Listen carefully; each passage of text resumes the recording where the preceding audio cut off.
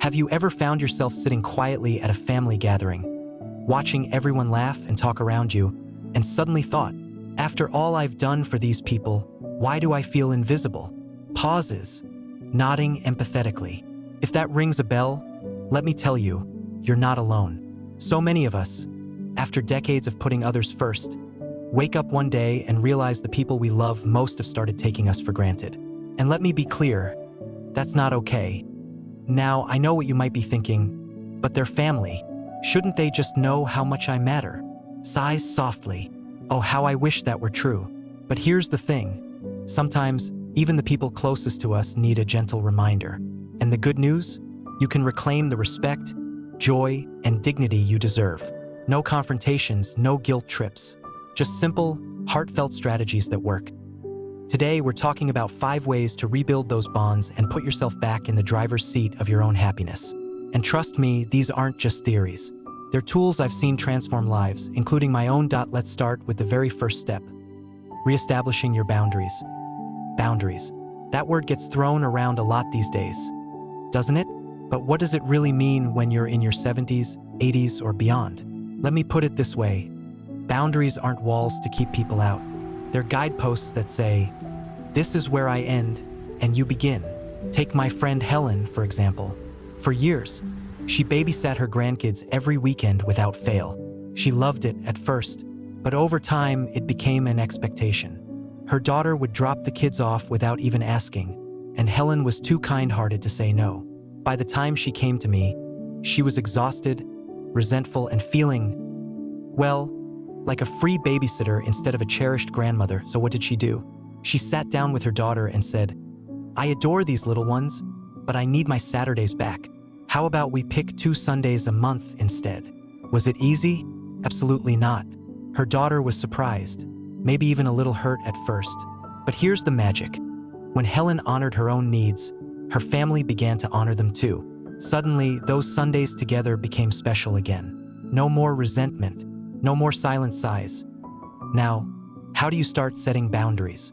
Begin small. Maybe it's saying, I can't host dinner this week. Let's try a potluck. Or, I'd love to help, but I need a day's notice. The key? Say it kindly, but say it clearly. You've spent a lifetime being flexible. It's okay to let others adjust now. Now, boundaries are the foundation, but they're just the start. The next step? Speaking up for what you need. Without apology, let's be honest. Many of us were raised to be the rock of the family, the one who listens, fixes, and stays silent about their own struggles. But here's the truth. Swallowing your needs doesn't make you noble. It makes you overlooked. Take my neighbor, Arthur. After his wife passed, his kids assumed he'd want to spend every holiday with them. But Arthur craved quiet, not a house full of chaos. Instead of suffering through it, he gathered his family and said, I love you all, but this year, let's try a cozy brunch instead of a big dinner. And guess what? They did. And you know what else? His kids admitted they'd been overwhelmed too. So how do you start speaking up? Try this use I statements. I feel overwhelmed when, instead of, you never, pick a calm moment. Not when you're frustrated, be specific. Instead of, I need more help, try, could you take over the lawn care starting next month? It's not about making demands. It's about inviting your family to see you, really see you, as a full, complex person with your own desires and limits. And when you do that, something shifts. They start asking instead of assuming, listening instead of talking over you. But here's the best part. This isn't the end of the journey. It's the beginning. Because once you've laid this groundwork, you're ready to take the next steps. Steps that'll help you not just regain respect, but rediscover the sheer joy of this chapter of your life. You know, one of the most beautiful things about life after 70 is that it's never too late to ask yourself, who am I when I'm not solving someone else's problems? Pauses, glancing out the window. For years, maybe even decades, you've been mom, dad, grandma, or the reliable one.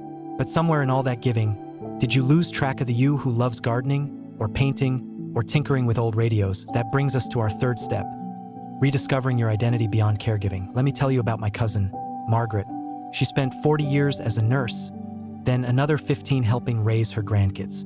By the time she turned 75, she realized she hadn't picked up a paintbrush since high school. And oh, how she used to love it. So one day, she cleared out a corner of her garage, bought some cheap canvases, and just started .t first. Her family teased her. "Mom, you're not going to be the next Picasso." But Margaret didn't care. She'd wake up early, brew a cup of tea, and lose herself in colors. And something funny happened.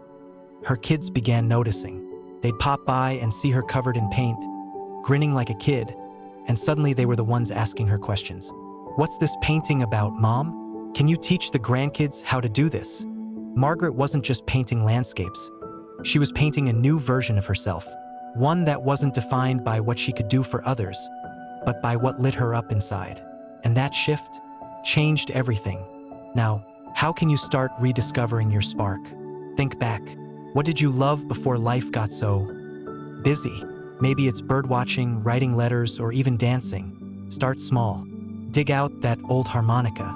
Sign up for a community class. Or just sit quietly with a journal and ask, "What makes me feel alive?" And here's the secret. When you nurture your own joy, you give your family permission to see you differently. Not as someone who exists for them, but as someone who inspires them. Which leads me to step 4, creating new traditions that honor you. Traditions are the glue of a family, aren't they? But too often, they're built around what's easiest, not what fills your soul. Let me share a story. When my husband passed, Sunday dinners felt empty. My kids wanted to keep hosting them at my house. But honestly, cooking for 10 people left me drained. So instead of clinging to the old way, I said, "How about we try a monthly picnic at the park?" You should have seen their faces. A picnic? In January? But you know what? We bundled up, laughed our way through lukewarm thermoses of soup, and ended up tossing breadcrumbs to ducks. Now, those picnics are the highlight of our year. The lesson here? Traditions shouldn't be a burden. They should celebrate who you are right now. Maybe it's swapping a big holiday meal for a game night, or turning your birthday from a rushed gathering into a weekend storytelling session where everyone shares their favorite memory of you. The key is to lead the change. Don't wait for permission. Say, "I've got an idea. Let's try something new." And when your family sees the light in your eyes as you explain it, they'll follow, not out of obligation, but because you've shown them how good it feels to honor what truly matters. Now, I know this isn't always easy. Old habits run deep, and change can feel like rocking the boat.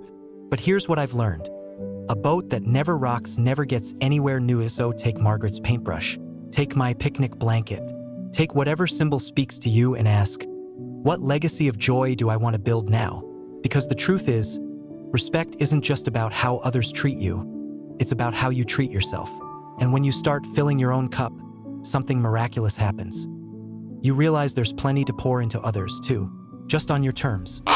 You know, there's a saying I've come to love. We don't stop giving as we age, we just learn to give in ways that leave room for ourselves. Pauses, smoothing the quilt. And that brings us to our final step. Embracing interdependence, letting others learn how to care for you. For years, we've been the ones who know how to fix things, the broken hearts, the leaky faucets, the holiday dramas. But here's the truth. When we never let others care for us, we rob them of the chance to grow. Take my friend Walter. After his hip surgery, his kids insisted on hiring a nurse. But Walter said, "No, I'll teach you how to help me." His daughter learned to prep his favorite soup. His grandson took over grocery runs. And you know what happened? They didn't just help him, they connected with him. His grandson started staying after errands to hear stories about Walter's army days. His daughter discovered he loved crossword puzzles and began doing them with him. By letting them in, Walter didn't just regain respect. He deepened their love. So how can you start? Try this. Ask for one small thing this week. Could you pick up my prescriptions? Or, would you read me that article? My eyes aren't what they used to be. Let go of perfection. So what if the laundry's folded wrong? Thank them anyway. Share your wisdom. Turn their help into a chance to bond. Let me show you how Grandma used to make this recipe. When you do this, you're not being a burden, you're giving your family a gift.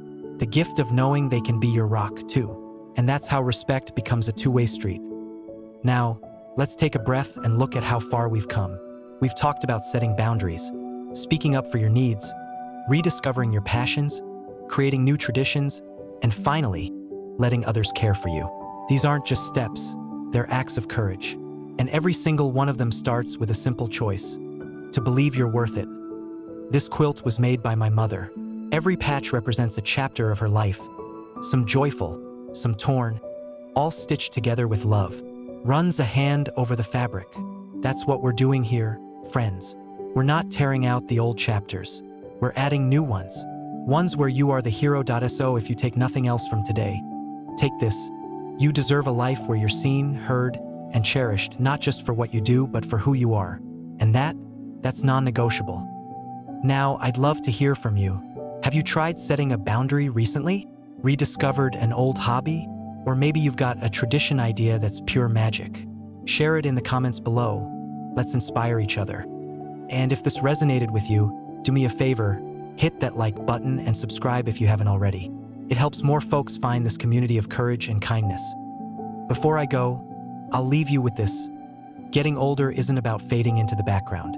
It's about stepping into the light, wrinkles, wisdom, and all, and saying, here I am, still learning, still growing, still thriving. So here's to your next chapter, my friend. May it be your brightest yet.